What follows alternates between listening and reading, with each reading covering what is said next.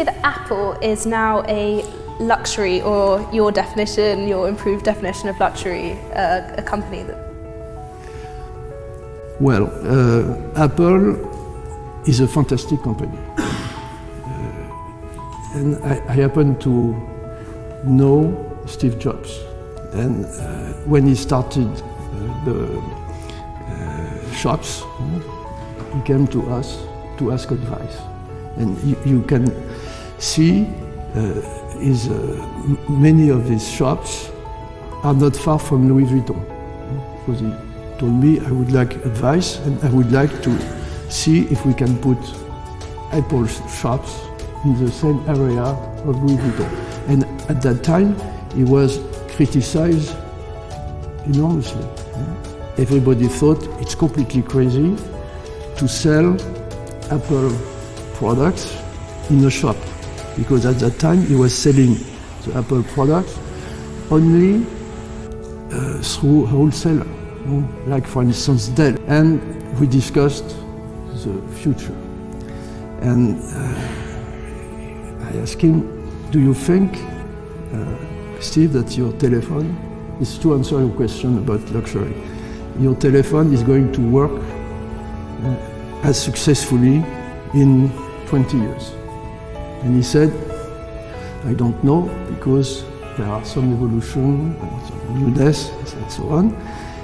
And just to laugh with him, I told him, you know, that's the difference between us, because my Dom Pérignon, I can guarantee you it will be sold and successful in 20 years. And do you think that the mainstream platforms such as Instagram and Facebook improve the chances of new brands and young designers to establish themselves, or is it difficult because they're forced out by bigger companies who can afford much more expensive marketing campaigns such as Louis Vuitton and Dior? Yeah, as I just explained, it's more and more important because more and more people are looking at it. So Instagram, for instance, Instagram, it's not yet, you should not yet pay to get your message spread out, but it will come, I think, shortly. So when you do this, it's really extremely efficient. It's becoming extremely costly, and obviously for smaller companies, it's more difficult. But it's not something that you can absolutely live with. For instance, in the group we have a small company that is not doing any advertisement. But then how was it that you arrived in the luxury sector? Family reason.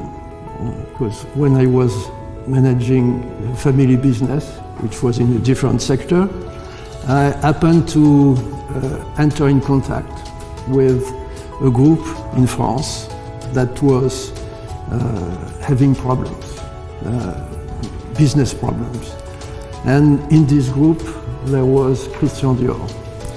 And I was interested by business, and I wanted to turn around this group and build on which I think was at the time the best asset. And the best asset was Christian Dior. And I was interested in Christian Dior for a long time. Because the first time, you know, you are very young, but the first time I was in New York, it's in 71. And I remember the first time I arrived at Kennedy Airport. Mentioned the threat of money printing and the possibility of another crisis on the horizon. What are the 2 or 3 things you most worry about for the future of your business? Well, I think in a business which is successful, as is this business, I always say to my team, you should be thinking that the worst is coming. And you should be you should never be satisfied. And you should be always frightened and on the qui-vive. In a way, the state of mind is to be positive, paranoid, and always in a situation think of what can go wrong, and always puts you in question.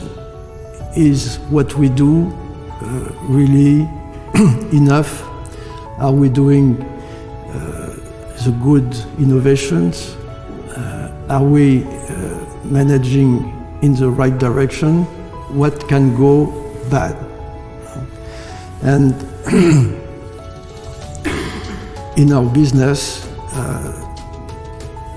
what is really important is to keep the level of innovation. I'm wondering if you can speak a bit about both the foundation and your personal collecting habits, and if you can specifically answer the question, what makes a great art collection? The art collection. The collection, yeah. Well, the art collection, you know, in the foundation that we have a collection, which is part collection of the foundation, part my own collection. And we have also temporary exhibition twice a year with association with museum. For instance, this year we have announced we'll have a fantastic exhibition with the collection that was bought at the beginning of the 20th century by this Russian magnate, and which is now in Russia, in the museum in Moscow and in St. Petersburg.